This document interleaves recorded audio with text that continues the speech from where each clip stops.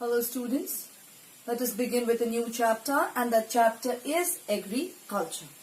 Well, India is an agricultural country and agriculture is the backbone of the Indian economy. Talking about farming, when rainwater is the only source of moisture to the crops. One more time, talking about farming.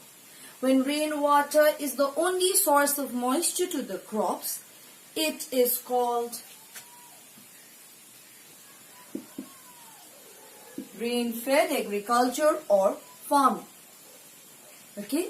Well, farming can be divided. So rain-fed farming here. Next, farming can be divided into two types. One is your wet farming and the other is your dry farming. Okay. So firstly, let us talk about the wet farming. So farming in regions with less than farming in regions with less than 75 centimeters of annual rainfall is called dry farming. Less than 75 centimeters of annual rainfall is called dry farming. Whereas the agriculture practiced in areas receiving more than 75 centimeters of annual rainfall is known as wet farming. Moving on. Let us now talk about the crop rotation and crop combination. Crop rotation and crop combination. So firstly, talking about crop rotation. When crops are grown in rotation one after the other, it is called crop rotation. So in case of crop rotation, crops are grown one after the other. Okay. It is a well-known fact that if some type of crop is grown in the field year after year, okay, if the same type of crop is grown in the field year after year, it results in the loss of soil nutrients. So pulses or leguminous crop is grown after the cereal crop. Basically, why? Because legumes have the ability of fixing nitrogen to the soil. For example, pulses is grown after cereal crop. So when we talk about crop rotation, as I said, one after the other, one crop after the other. Why? Because basically if the same type of crop is grown continuously, it tends to take away the nutrients from the soil. So in order to add or fix nitrogen to the soil, basically leguminous crops such as pulses are grown. So here the simple example would be pulses are grown, okay, or pulses are grown after the cereal crop. Why? Because the cereal crops tends to take away the nutrients and the pulses helps in fixing the nitrogen in the soil, making the soil fertile all over again. So that is your crop rotation. Next, talking about crop combination. Okay, crop combination is the process of cultivating multiple crops in the same field. Multiple crops in the same field. Here, one crop after the other. In case of crop combination, multiple crops are grown in the same field. This process or this practice helps farmers to harvest more than one crop in different seasons. Crop combination also nurtures the soil and increases the fertility. It tends to offer the highest return in the farming. So crop combination helps to add nutrients in the soil as well and gives, okay, and it tends to give the highest return in case of farming. Well, for example, maize, bean and squash are grown in the same field. Maize provides the structure for the beans to climb. Okay, maize provides the structure for the beans to climb. Beans provide nitrogen to the soil and the spiky vines of the squash keeps the predators away. So what is happening here? Maize, beans and squash are grown in combination in the same field. What is maize doing? Providing a structure for the beans to climb on it. Beans is adding nitrogen to the soil, whereas the spiky vines of the squash is helping to protect the other crops from the predators who would like to come and feed on these. So this process where multiple crops are grown is your crop combination, whereas in case of crop rotation, one crop is grown after the other. Now moving forward, let us now talk about cropping intensity.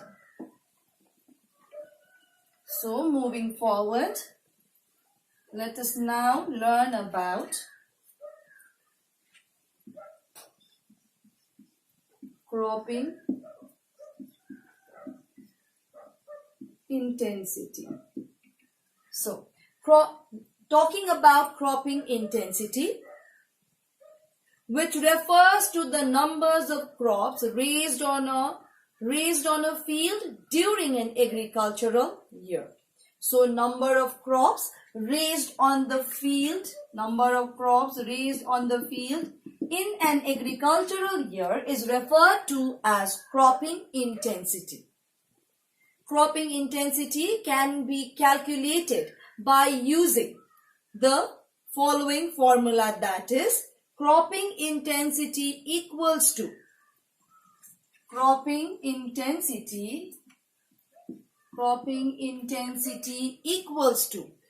total cropped area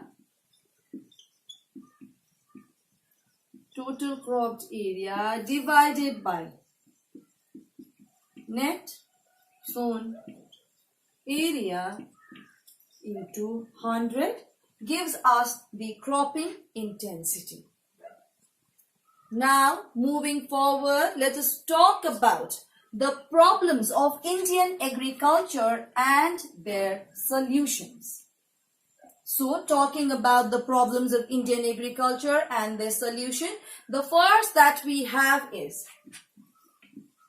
small and fragmented land holdings. Okay, so let us talk about the first one, small and fragmented land holdings. Now, the lands in our country are small and fragmented, which results in the large scale wastage of fertile land, and in some parts of our country the lands are so skilled that they become uneconomic for any agricultural purpose. So the solution to this is the consolidation of the land holdings.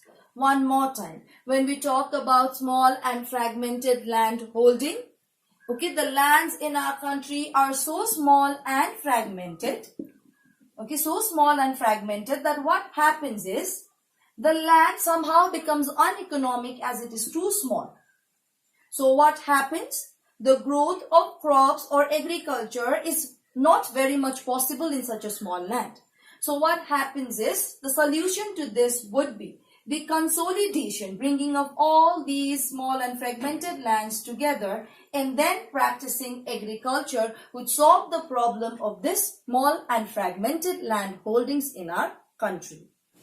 Number 2, let us talk about the next problem, that is the seeds. Now, talking about seeds, good quality seeds are out of reach of the majority of farmers. So the government of our country is trying to supply the good quality seeds to the poorest of the farmers.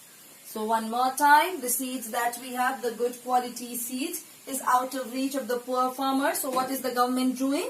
Trying to provide these farmers with all the good quality of seeds.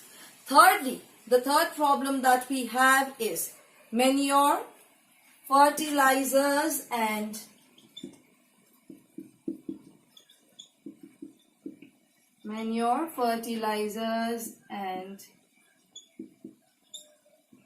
biocides. So, talking about manure, fertilizers and biocides, crops have been growing in Indian soil without being cared for its replenishment. So what has happened? This has led to the depletion and exhaustion of soil, resulting in their low productivity. If you keep on using the same land without taking care of it, obviously the land is going to get replenished. Okay, the land is going to get degraded. So what happens is replenishing this land becomes very, very important. Thus, manures and fertilizers are being used or can be used to solve this problem. Next, the pests and the germs and weeds cause heavy loss to the crop. Thus, biocides such as pesticides, herbicides and weedicides are being used to save the crops and to avoid the loss of these crops. So biocides are equally important as the manures and the fertilizers, which have been used or which can be used to replenish the soil which has been degraded due to the uncared use of this land. Now, the fourth that we have is irrigation. So talking about irrigation, as India receives monsoonal rainfall, which is uncertain, unreliable and erratic, what happens? Irrigation becomes the most important source of water for agriculture in our country. Next, number 5, we have lack of mechanization.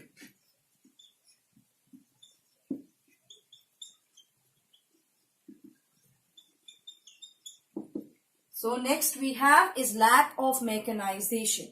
In spite of the large-scale mechanization of agriculture, little or no use of machine is made in plowing, sowing, irrigation, etc., which results in huge wastage of human labor and in low yields. So the government is trying to promote the use of mechanization to a large extent in our country, which would increase the productivity of the crops as a whole. Next, number 6, we have is soil erosion. So large tracts of fertile land suffer from soil erosion, which if not treated properly will lead to the loss of the fertility of the soil. Thus, tree planting, bunding, contour plowing, etc. are some of the effective measures of checking soil erosion, which is being practiced in most parts of the country, especially in the hilly region. Number 7, we have agricultural marketing.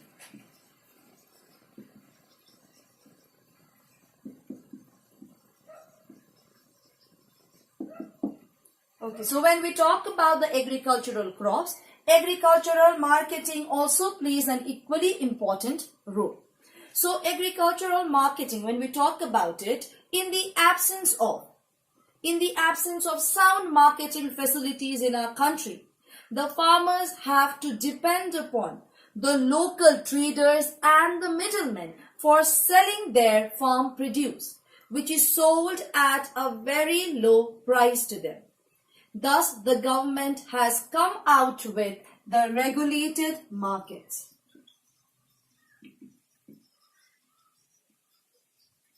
Regulated markets, which is helping the farmers get the desired amount for their agricultural produce. Next, inadequate storage facilities.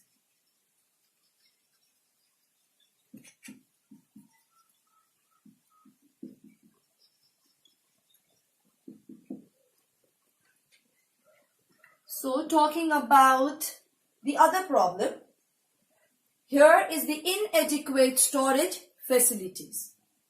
So storage facilities are highly absent in rural areas in our country, which forces the farmers to sell their produce immediately after the harvest at a low price.